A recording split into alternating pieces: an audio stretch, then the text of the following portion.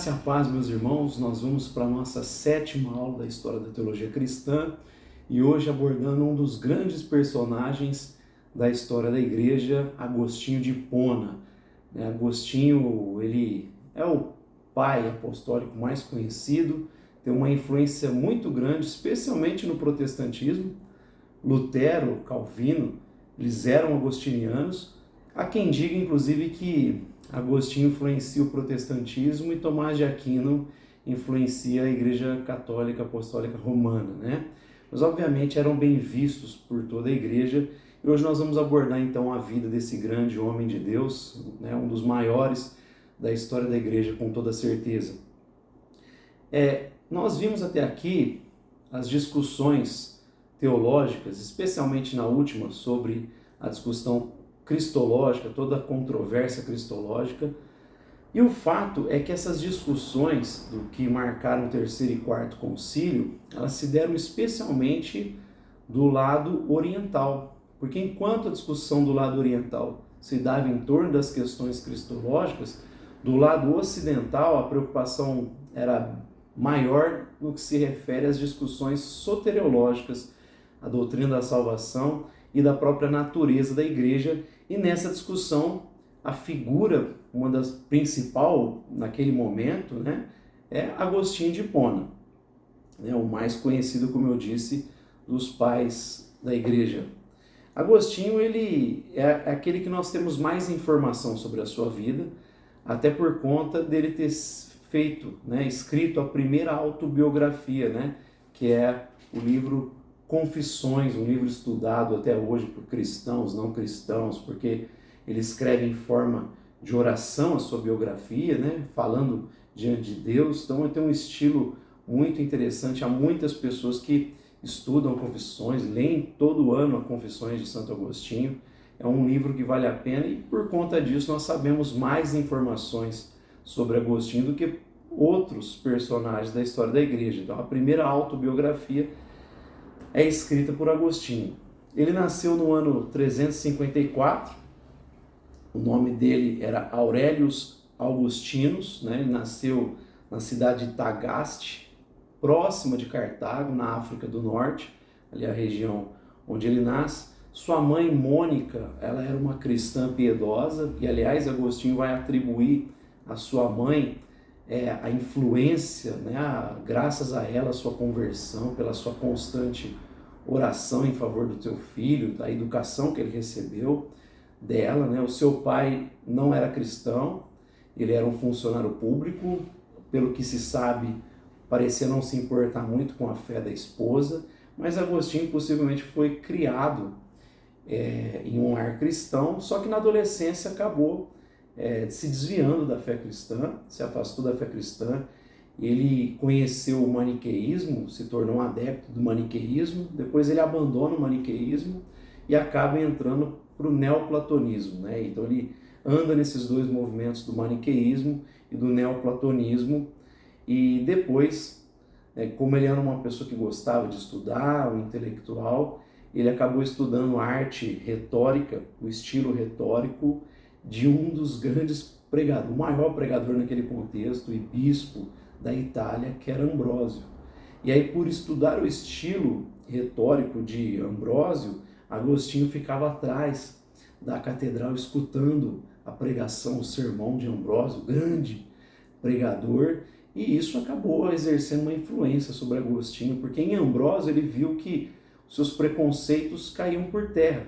Ele percebeu que era possível ser intelectual, continuar cristão, ser corajoso, firme. Então a vida de Ambrósio chocou Agostinho, impactou a vida de Agostinho, e com certeza a pregação gerou essa influência que acarretou na conversão posterior de Agostinho. Mas teve pelo menos esse papel de quebrar o preconceito que olhava antigamente os cristãos como ignorantes. Em Ambrósio ele vê um homem intelectual, cristão, corajoso, cheio de fé, e isso gera um impacto e quebra esses preconceitos na vida de Agostinho.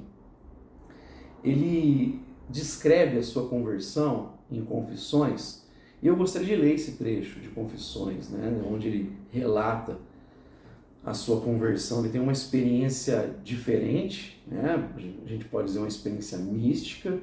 Ele estava revendo sua vida, sua posição junto com um amigo, e havia ali um trecho das Escrituras, e ele deixa as Escrituras em um certo lugar próximo de um amigo, e aí ele se afasta. E ali onde ele está afastado, ele relata escutar uma voz que num primeiro momento pensava ser uma criança, vizinha, um menino, menina. Depois ele vai se dar conta que era uma voz diferente, que ele atribui ser uma voz celestial. E aí eu vou narrar conforme ele mesmo escreve. Agora uma profunda reflexão do mais íntimo de minha alma amontoou toda a minha miséria diante dos olhos do meu coração. Levantou-se uma forte tempestade, trazendo consigo uma chuva de lágrimas, para que pudesse derramar-me sem reprimir-me.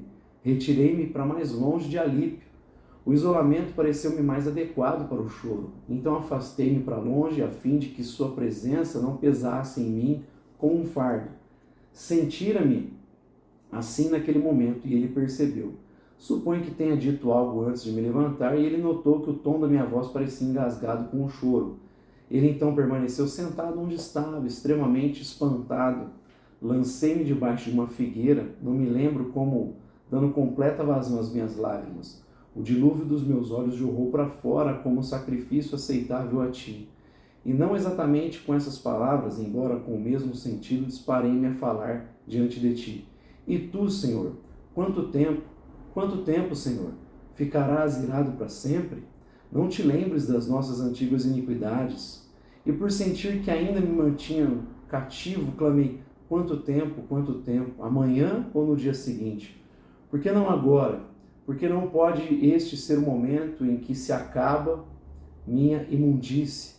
Eu falava e chorava com a mais amarga contrição do meu coração, quando de repente ouvi uma voz vinda dos arredores, como de uma menina ou de um menino, não sei ao certo, cantando e repetindo, toma-o e leia, toma-o e leia. De imediato meu semblante mudou e comecei a pensar com afinco se crianças costumavam cantar algo parecido em suas brincadeiras, mas não me veio à mente nada semelhante. Então, controlando a torrente de lágrimas, levantei-me, interpretando que não poderia ser nada além de uma ordem de Deus para que eu abrisse o livro e lesse o primeiro capítulo que encontrasse. Pois ouvira de Antônio que, ao iniciar a leitura dos evangelhos, foi admoestado como se o que lesse fosse dito aos próprios ouvidos, vai, vende tudo, os teus bens, dá o dinheiro aos pobres e terás um tesouro no céu. Depois vem e segue-me, e assim converteu-se a ti. Então ansiosamente retornei ao lugar onde Alípio me esperava sentado, pois ali havia deixado o volume do apóstolo quando me levantei. Tomei-o, abri-o em silêncio, li os primeiros versos em que repousaram meus olhos. Vivamos de modo decente, como em plena luz do dia, não em orgias e bebedeiras, não em imoralidade sexual e depravação, não em desavenças e invejas. Ao contrário, revesti-vos do Senhor Jesus Cristo e não fiqueis idealizando como satisfazer os desejos da carne. Não li adiante, nem precisava, pois ao final do versículo, de imediato, toda a escuridão da dúvida desapareceu, quando uma luz, como que feita de serenidade, infundiu em meu coração. Então esse é o relato de Agostinho da sua conversão, né? Ele escuta essa voz, entende que era uma voz vinda do alto, e aí ele abre o texto na carta de Romanos, e ali ele lê esse trecho, e ali sente a graça, a paz, né? O próprio Agostinho vai dizer em Confissões que esse vazio existencial que nós carregamos, ele vai descrever dizendo a nossa alma anda inquieta, e ela não vai sossegar enquanto ela não descansar em ti. Então ali finalmente Agostinho percebe alívio em Deus, cura para o seu coração adoecido. Então ali ele muda, ele se converte mesmo. E logo depois da sua conversão, ele é batizado por Ambrósio, lá em Milão. E depois de ser batizado, ele tentou levar uma vida como monge, ele retorna para a sua cidade, na África do Norte, e ali ele abre um mosteiro. Mas, no entanto, ali, ao passado algum tempo, ele é quase que obrigado pela congregação de Hipona para que ele fosse ordenado, né? Ele fica conhecido pelo seu intelectualismo, suas habilidades intelectuais, retóricas, né? Ele se torna conhecido e o pessoal quase que obriga ele a ser ordenado. Então ele deixa a vida de monge, se torna ordenado ao ministério. Isso se dá no ano 391, e aí em 395 ele é consagrado bispo, né? Também contra a sua vontade, mas ele permanece de 395 até o ano 430, ele mantém até quando ele, 430, ele falece. Então ele permaneceu ali como bispo da cidade de Hipona. E os principais embates de Agostinho, claro que a teologia de Agostinho é vasta, é gigante, ele escreveu muita coisa, mas poderíamos dizer que os principais embates de Agostinho eles são contra os maniqueístas. Ele vai combater esse pessoal de uma seita que ele mesmo participou antes da conversão. Ele vai combater os donatistas e vai combater Pelágio.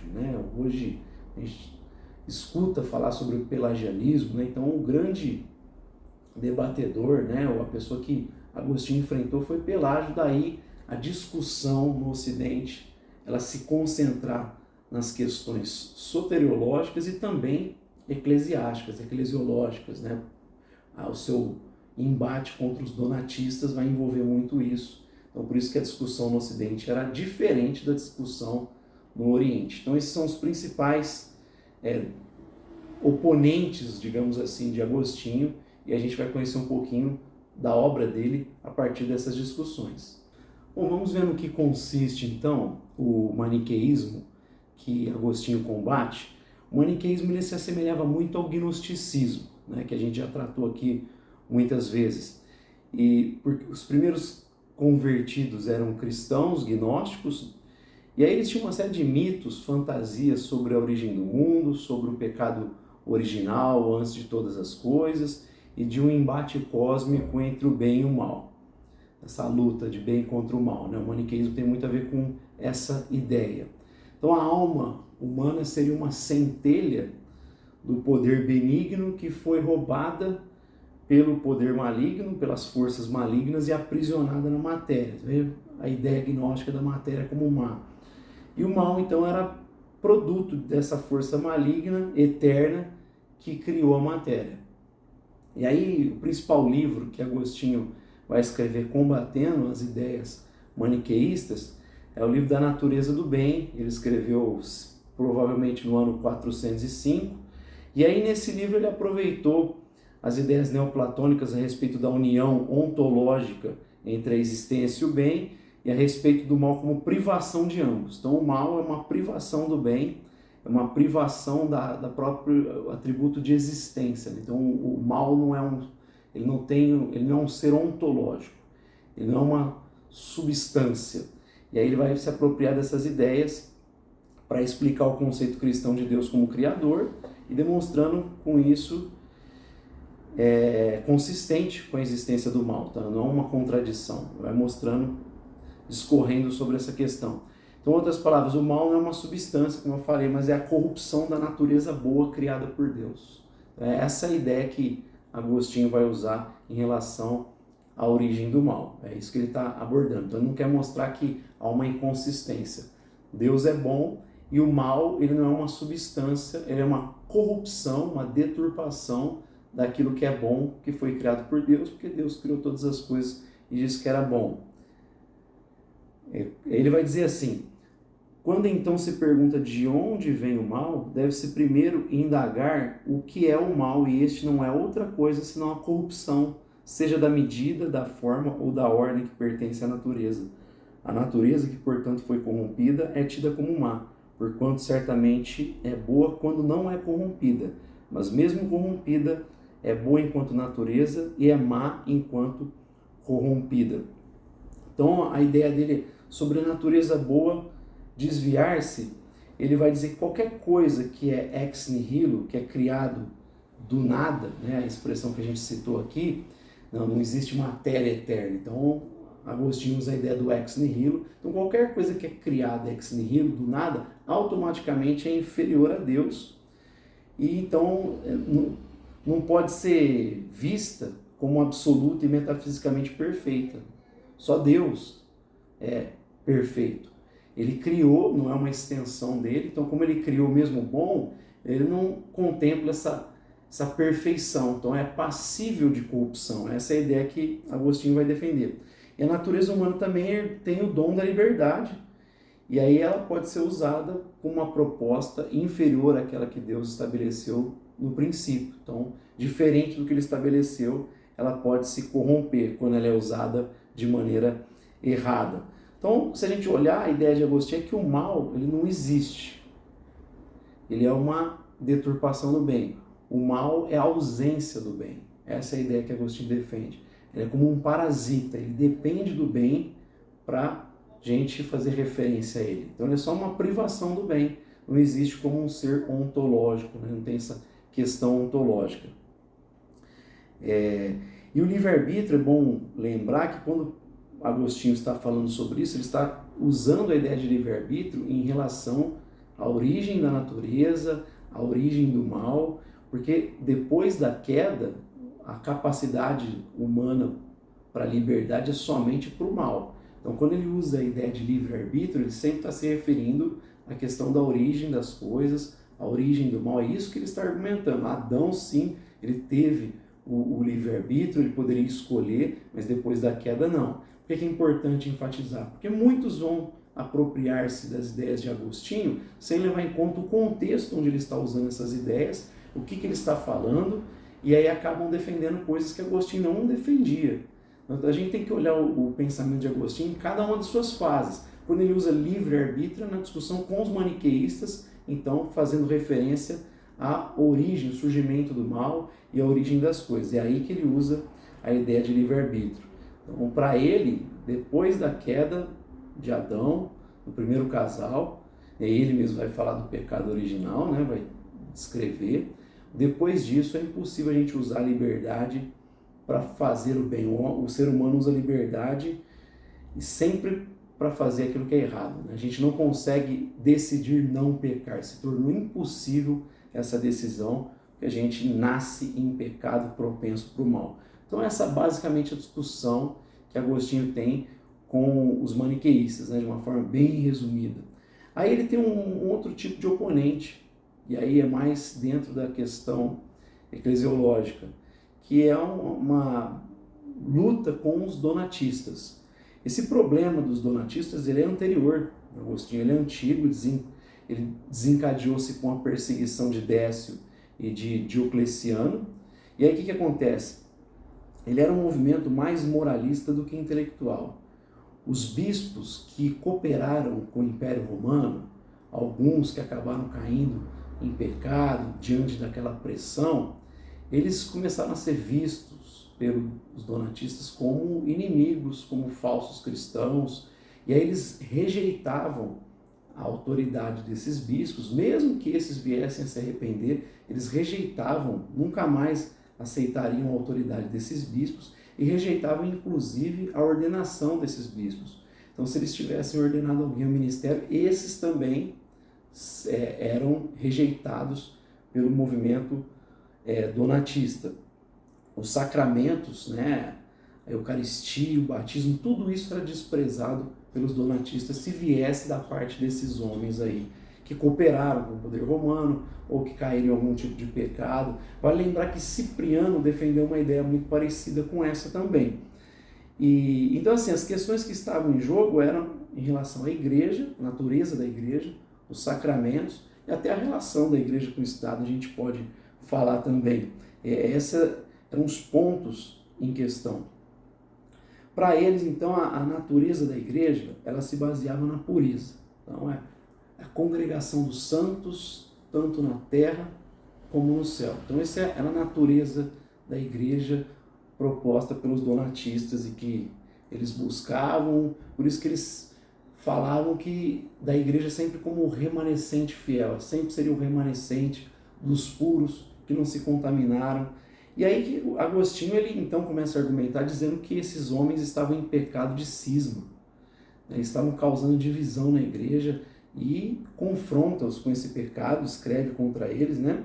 Acusa desse pecado de cisma e contra a ideia de congregação pura, natureza baseado na pureza, Agostinho apresenta o conceito da catolicidade, baseado na Igreja Universal. Então, contra a ideia da Igreja pura, os remanescentes, Agostinho apresenta a ideia de Igreja Universal, que, inclusive, está dentro da lógica do credo apostólico, né? Creio na Igreja Universal, na Santa Igreja Católica, na Santa Igreja Universal, é no sentido de resgatar a catolicidade, a integralidade dessa igreja, a totalidade dessa igreja, porque essa igreja sempre será composta de joio e de trigo. Essa igreja só vai ter o joio fora dela no dia do juízo. É assim que ensina a parábola. Então a gente tem que saber lidar com essas diferenças. Esse conceito que Agostinho propõe, ele é muito válido para nós também, protestantes.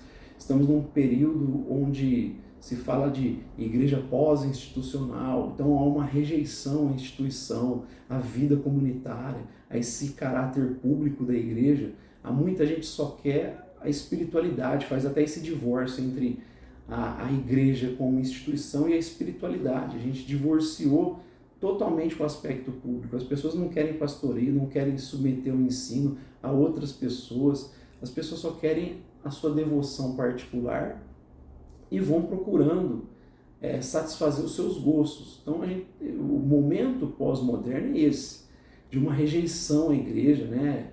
Muita gente nesses movimentos orgânicos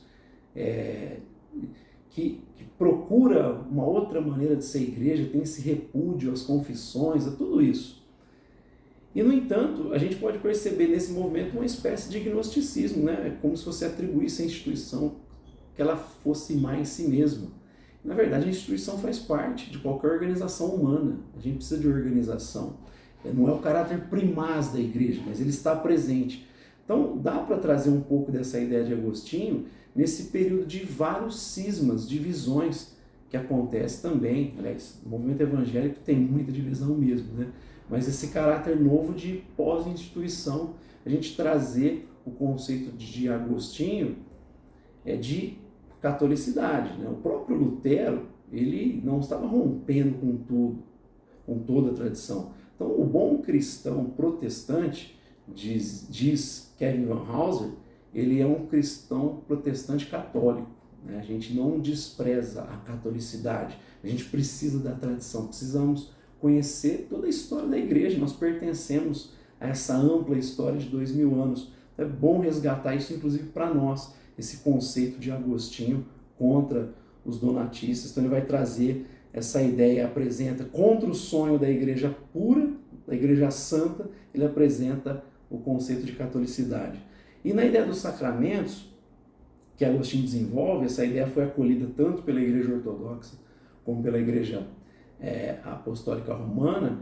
Ele vai trazer a ideia de que os sacramentos, eles contemplam graça em si, independente do instrumento e do meio. Então, ao invés de repudiar um sacramento porque o bispo estava em pecado, porque o bispo teve um problema, ele vai trazer então a ideia de ex opere operato, que é em virtude do próprio ato. Então, é a ideia dele.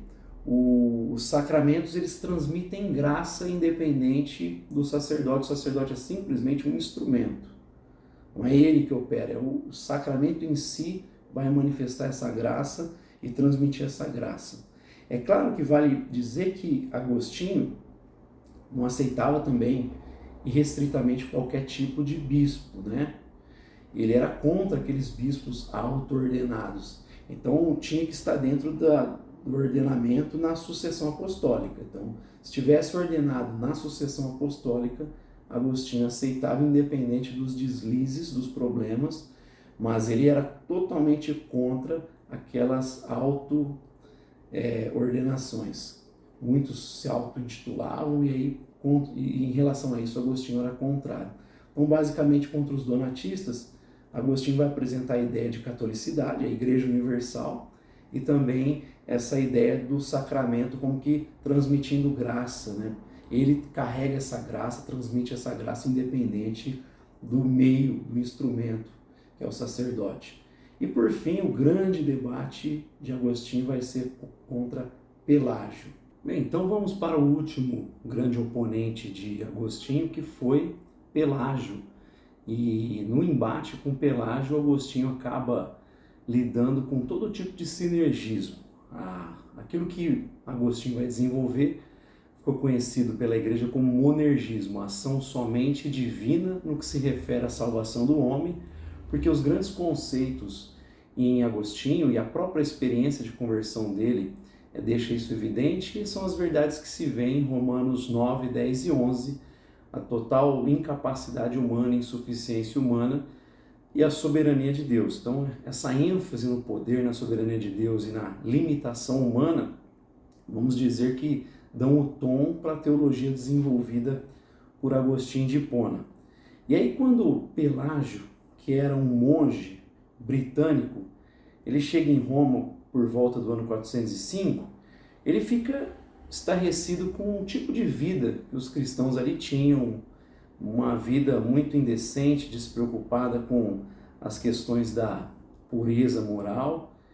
E aí esse monge chamado Pelágio, ele vai atribuir a culpa disso ao ensino de Agostinho, porque ele se depara com uma oração escrita por Agostinho que diz o seguinte: toda minha esperança repousa na tua superlativamente grande misericórdia e somente nela. Dá o que ordenas e ordenas o que queres. Ordenaste de nossa parte a continência, e quando tomei conhecimento, conforme está dito, de que ninguém pode ser continente, a não ser que Deus lhe conceda, mesmo isso foi assunto de sabedoria, saber de quem era esse dom. Então, para ele, se os cristãos acreditavam que não podiam ser continentes, abstendo-se da imoralidade, a menos que Deus lhe desse essa dádiva, era de se esperar que praticassem a incontinência. E aí o Pelágio escreveu o livro da Natureza, que condenava o ponto de vista de Agostinho e sustentava que os seres humanos podem ter uma vida sem pecado com os seus dons naturais, que cabe a eles fazer isso. O que ele está ensinando? Que os seres humanos podem, de fato, simplesmente decidir obedecer a Deus o tempo todo e nunca pecar deliberada e dolosamente. Ele argumentava que se o pecado é inevitável, como podemos ser responsabilizados por isso? E por que não simplesmente relaxar e pecar ainda mais, já que é inevitável? E por que culpar as pessoas enquanto esperavam receber o dom da bondade? É curioso que esses questionamentos que Pelágio levanta são os mesmos questionamentos que Paulo responde no capítulo 9 de Romanos. Porque Paulo, quando escreve, ele coloca ali, percebe-se implicitamente algumas questões que estavam na mente dos romanos, e Paulo está questionando, está respondendo a esses questionamentos. E as mesmas perguntas que Pelágio levanta são as perguntas que se fazem até hoje em relação à soberania de Deus. Por que Deus então culpa o ser humano, já que ele não pode escapar ao plano de Deus? E as mesmas questões que Paulo já respondeu.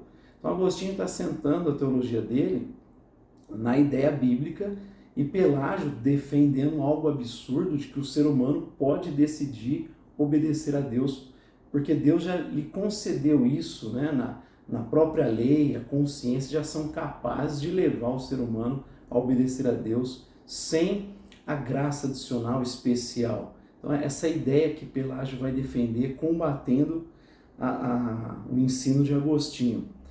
Pelágio ele acabou sendo acusado pelos seus oponentes de 3 heresias graves. Então ele vai negar o pecado original, já que ele está falando que é possível a gente obedecer a Deus, que nós não nascemos contaminados pelo pecado, com essa predisposição ao pecado. Ele acredita que pela decisão do ser humano ele consegue obedecer a Deus. Então ele está negando o pecado original pelos seus escritos.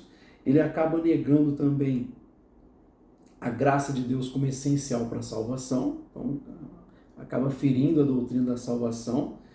E por fim ele defende a impecabilidade do crente.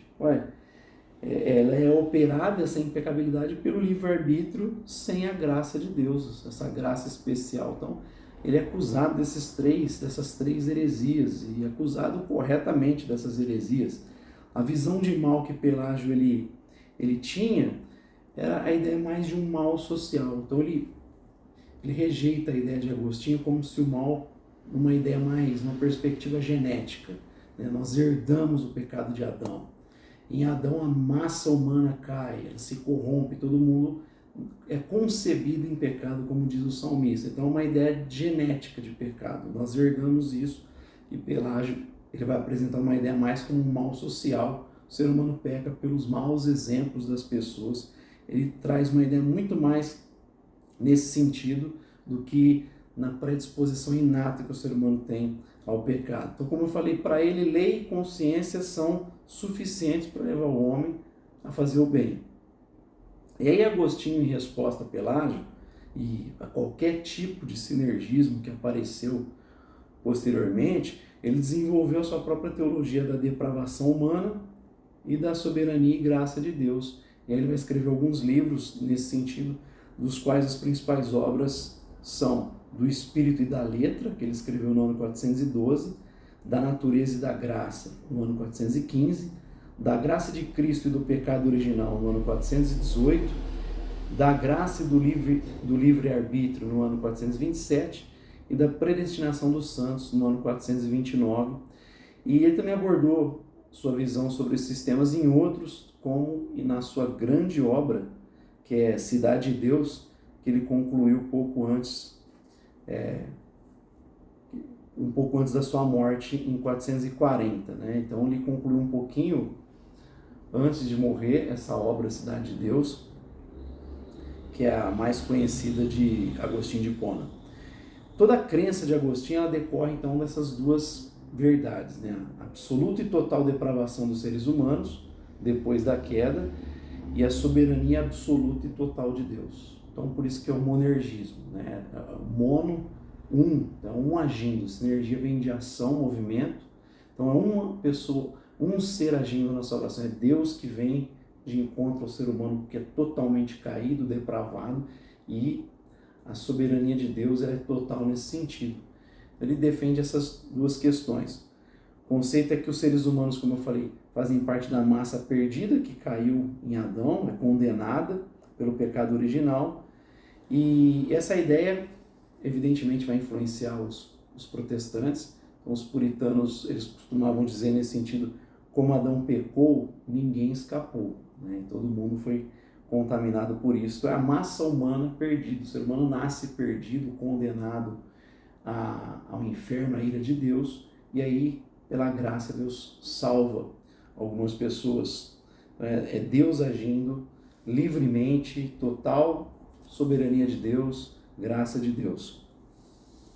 Ninguém consegue decidir não pecar. Então, Agostinho, ele vai falar que por conta dessa corrupção herdada, o ser humano não tem liberdade para não pecar. O livre-arbítrio dele está totalmente condicionado ao pecado, então ele sempre vai decidir pela desobediência, a não ser que tenha aí uma intervenção da graça de Deus para mudar essa vontade, né? Ou seja, mesmo ao pecar, que é inevitável, o ser humano nascido da raça de Adão está decidindo livremente isso. Porque para Agostinho, o livre-arbítrio é alguém fazer o que deseja.